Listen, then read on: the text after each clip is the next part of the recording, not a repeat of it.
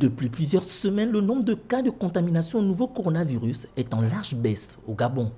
En effet, la situation épidémiologique de ce lundi révèle que sur 4316 tests réalisés, ce sont seulement 11 personnes qui ont été contaminées. Malgré cette situation, le comité de pilotage du plan de veille et de riposte contre le coronavirus ne compte pas déconfiner de sitôt. Parmi les raisons évoquées, le flux de vacanciers et la prochaine rentrée de classe. C'est vrai qu'aujourd'hui, tout le monde s'attend à ce qu'on déconfine totalement au regard de la courbe.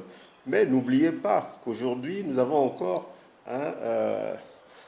besoin de savoir effectivement ce que ça va devenir avec le retour de tous ces voyageurs. Parce que vous me posez bien la question de savoir que ces voyageurs qui sont partis à l'intérieur du pays, d'accord, s'ils attrapent le virus, comment on fait? Mais justement, il nous faut savoir, effectivement, parce qu'ils ne vont pas rester là-bas. Ils sont partis en masse.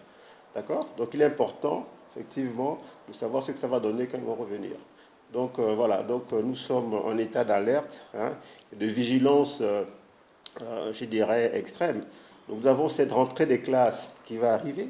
D'accord? Là aussi, vous avez vu que dans la note qu'on a sortie, on avait dit effectivement que les enfants de moins de 6 ans étaient exempts de ce test, mais nous tenons quand même à tester les enfants qui sont en âge scolaire, d'accord, qui ont donc 6 ans et plus, parce que si les parents sont contaminés, donc on peut imaginer effectivement que les enfants soient contaminés. Donc cette rentrée scolaire est également une situation, une phase importante que nous observons.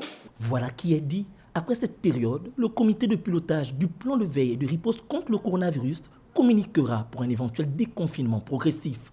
Pour l'heure, le dossier relatif à la réouverture des lieux de culte n'est plus auprès du COPIL, mais plutôt sur la table du gouvernement.